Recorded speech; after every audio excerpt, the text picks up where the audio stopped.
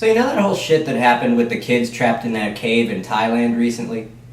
If you were unaware, a soccer team and their coach got trapped deep in a cave for weeks. As rescue efforts were progressing, Elon Musk stepped in and said, "Hey, I built a little submarine for the kids to use."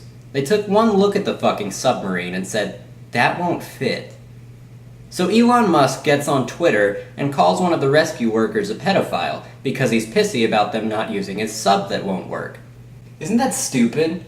To imply that someone wants to have sex with children just because you're mad at them? It makes you look whiny. It makes you look juvenile. It makes you look like a little bitch. But that's what Twitter seems to be for nowadays. What used to be a place to post quick little jokes or shower thoughts has very quickly become a place where politicians and public figures just really enjoy showing their asses to each other and seeing who's the loudest little chihuahua in the dog park. Now you might be thinking, but Summer, what does this have to do with James Gunn? Admittedly not much, but they do both involve Twitter and false pedophilia allegations, because everything does nowadays.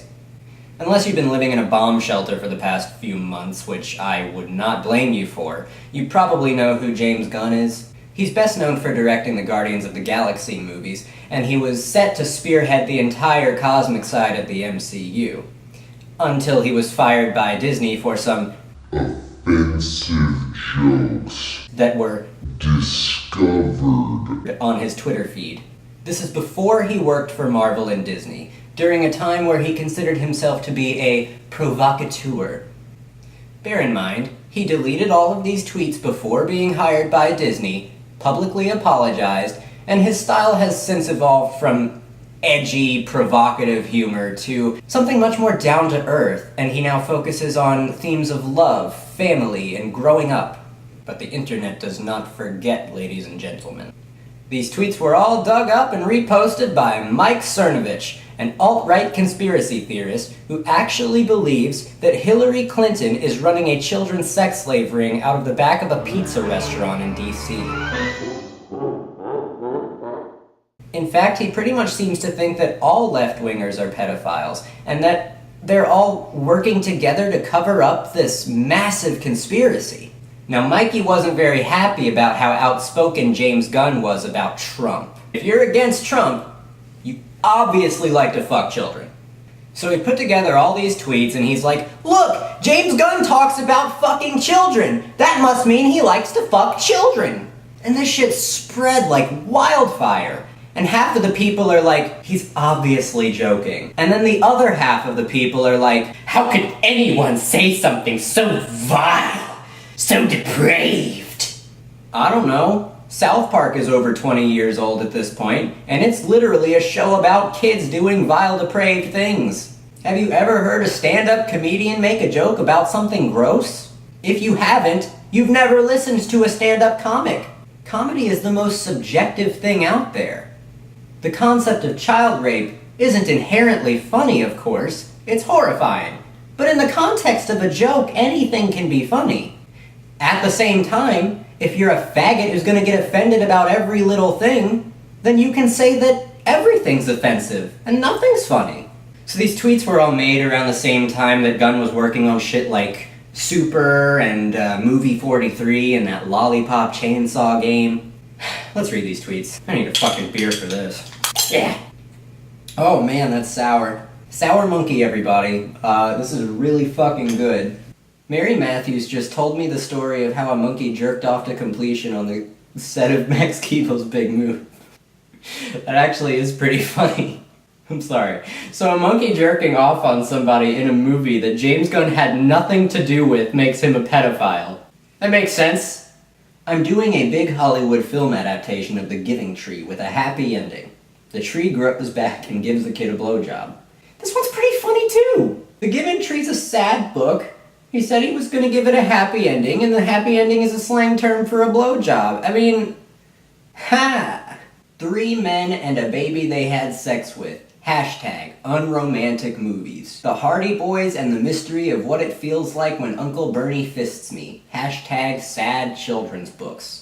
Okay, well, these aren't very funny, but they're very obviously jokes, and if you can't see that, then you need to take a very long and extremely thorough look in the mirror and say, wow, I might be severely fucking retarded. These are hashtags that thousands of people are participating in around this time. Like, people are actually citing this as proof that James Gunn is a pedophile. This is the ultimate proof. No, you ocean of cum. He's not saying that. That's what someone else said. He's saying, ha ha, look at this dumb shit my friend said. The Expendables was so manly I fucked the shit out of the pussy boy next to me. The boys are back in town. This is not evidence of anything other than a bad sense of humor. Do you literally think he, pulled a kid's pants down in the movie theater during the credits of Expendables and just started raw dogging it? Trying to figure out if the most disgusting feature of Vegas is these tranny-rific Rita Rudner billboards or the Ed Hardy clothing. Here's another good one. I just downloaded that new Steven Tyler single. I feel the same type of shame usually reserved for getting a $3 BJ from a maybe tranny. Well, I don't really appreciate his use of the word tranny to describe a woman that looks masculine, but just because I don't find it funny doesn't mean I'm offended. I just thought it was a lazy joke. And the $3 BJ from a maybe tranny. I don't want to be the person who says, it was a different time, so it's okay. Cause no, it doesn't work like that. But James Gunn using ignorant language during a time where people were generally more ignorant doesn't really bother me. I mean, he's learned a lot since then, and he shows genuine remorse for the things that he said. I'm not gonna be like, no, you said something rude on Twitter once. You're a bad man. Aren't you supposed to be proving that he's a pedophile? Why then are you highlighting in red him saying the word tranny 7 years ago? Oh, he said the word tranny 7 years ago. The evidence is insurmountable. He has to be a pedophile. This one's probably my favorite, because there's literally nothing here. There's no mention of any kids, there's no transphobic comments, there's nothing at all. Trying to maintain a semi-chub so that I'll look impressive in these photos.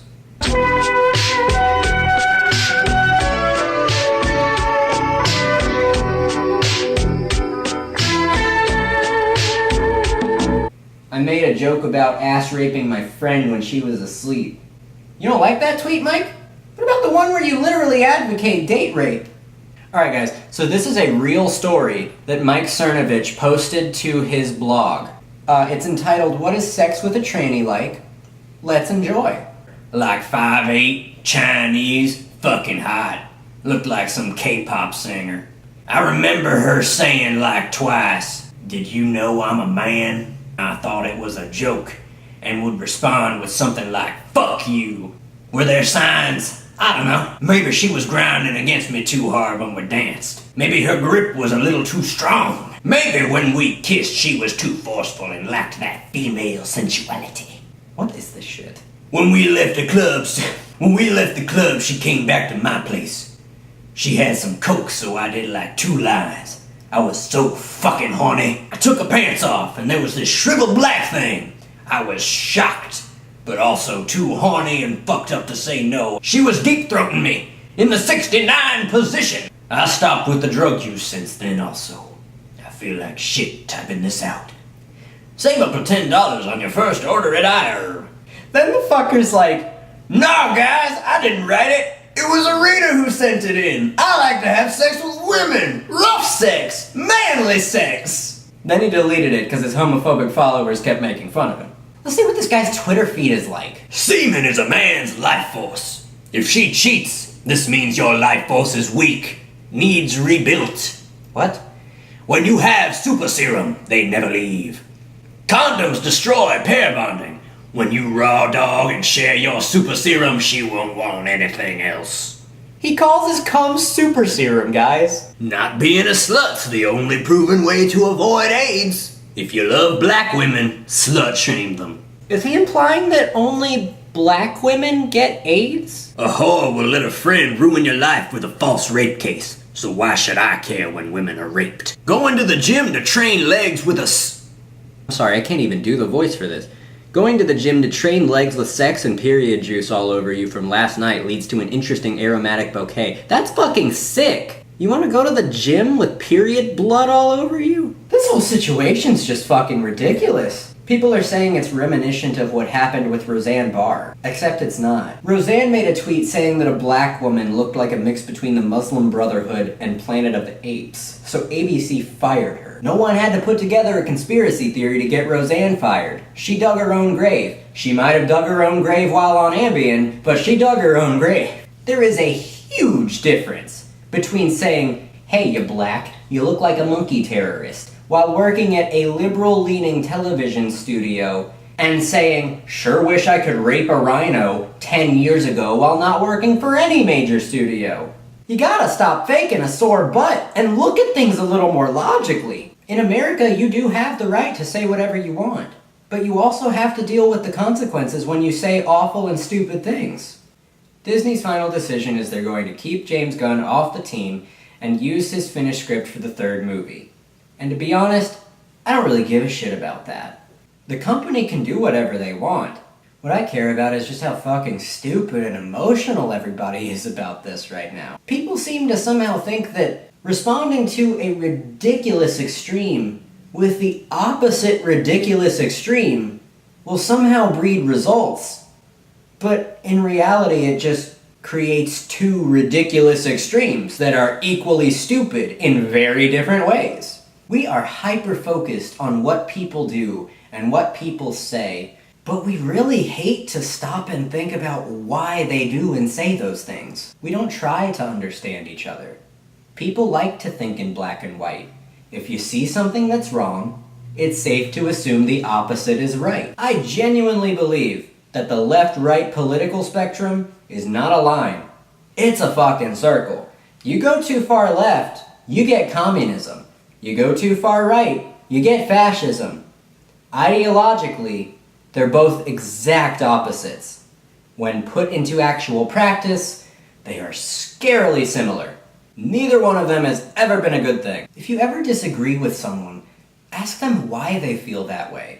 Try and understand where they're coming from. You can't change anyone's mind if you aren't willing to listen to their concerns. Don't shut down other people's opinions with your own. Share opinions. Find compromises. Don't go on smear campaigns to call someone a pedophile just because they don't like the guy you voted for. It makes you look like a little bitch. So I guess the moral of the story here is, if you ever want to work for Disney, don't have ever tweeted anything offensive in the past. So if you are one of the alt-right people that emailed Disney to try and get James Gunn fired, I have to tell you, you're only contributing to the whiny and cucked PC culture that you hate so much. God, you're fucking stupid. I'm gonna go get drunk and cry in the shower.